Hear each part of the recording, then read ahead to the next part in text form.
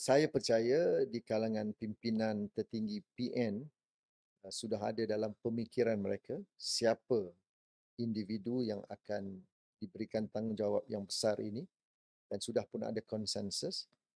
Namun kita telah mengambil ketetapan untuk tidak menamakan poster boy kerana pertama itu adalah kuasa mutlak Tuli Yang Maha Mulia Tuanku Sultan untuk melantik menteri besar.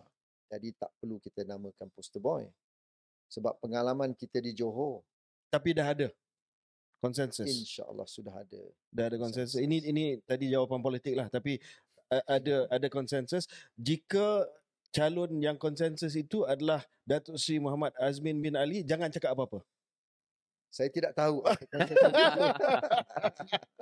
Tapi barangkali sebab itu juga Tan Sri Muhyiddin yang membentangkan manifesto Perikatan Nasional dan bukannya Datuk Seri Azmin. Sebab sekali lagi, walaupun ini negeri Selangor, tetapi Selangor ni satu negeri yang penting.